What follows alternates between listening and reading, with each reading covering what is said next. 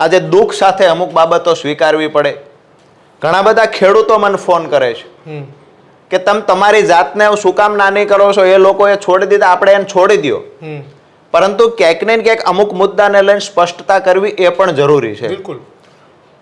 આમ આદમી પાર્ટીમાં મેં રાજીનામું આપ્યું એ પહેલા મેં અગાઉ જે આમ આદમી પાર્ટીની વાહવાહી કરી હોય એના વિડીયોના ટુકડા, ભાજપનું ખરાબ બોલ્યો હોય તેના વિડીયોના ટુકડા, સોશિયલ મીડિયાની ટીમને કહેવામાં આવ્યું ને અગાઉથી બધું સેવ કરીને રાખવામાં આવ્યું. શા માટે?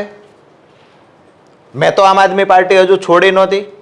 ષડયંત્ર કેસ થયો ત્યારથી લઈ અને જેલમાંથી બહાર આવ્યા ત્યાં સુધીના જે ષડયંત્ર થયા વારંવાર હું કહેવા નથી માંગતો. મારું સ્પષ્ટ માનવું છે ને એક જ લીટીમાં કહું તો ખેડૂતોના નામે રાજનીતિ થતી હોય, સહાનુભૂતિ મેળવવા માટે, ચૂંટણીમાં ફાયદો મેળવવા માટે ક્યાંક ને ક્યાંક ખેડૂતને વધારે સમય જેલમાં રાખવાનો કોઈ પણ પ્રયત્ન કરે તો એની સાથે રાજુ કરપડા ક્યારેય ના હોઈ શકે. મેં રાજીનામું આપ્યું છે. કારણો હવે તો લગભગ ગુજરાતના તમામ ખેડૂતો પણ જાણે છે.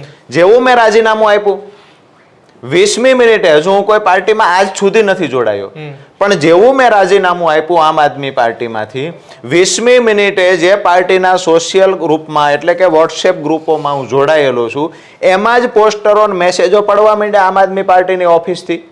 રાજુ કરપડાએ ખેડૂતોના પીઠ પર ખંજર ફેંક્યું, રાજુ કરપડાએ દગો દીધો, રાજુ કરપડા ગદ્દાર.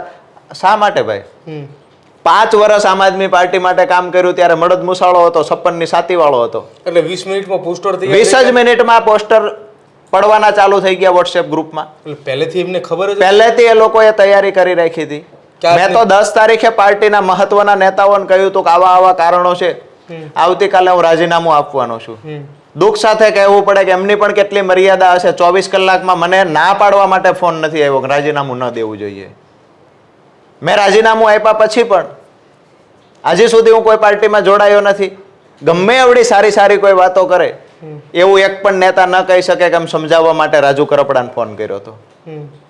વિષય એ છે કે ક્યાંક ને ક્યાંક પ્રદેશના 1-2 નેતાઓ ઈચ્છે કે રાજુ કરપડા પાર્ટી છોડીને જવો જોઈએ અને એ નેતાઓની સામે બીજા નેતાઓનું ઉપજતું નથી. આ સ્પષ્ટતા છે. ઈશુદાન ગઢવીનો ફોન હું મને કોઈ મેં પહેલા જ કહ્યું ને, મને સમજાવવા માટે કે રાજીનામું ન આપશો આ એક લાઈન બોલવા માટે પ્રદેશમાં કોઈ નેતાનો ફોન નથી. એક પણ નેતાનો નહીં કે રાજીનામું ન આપવું જોઈએ. આ બાબતે ફોન કોઈનો નથી આવ્યો. આપી દીધા પછી પણ નથી આવ્યો. ત્યારે જ ન્યૂઝરૂમ ગુજરાતની યુટ્યુબ ચેનલને સબસ્ક્રાઇબ કરો અને ઇન્સ્ટાગ્રામ અને ફેસબુક પર ફોલો કરો. અપડેટ રહો, સત્યની સાથે રહો.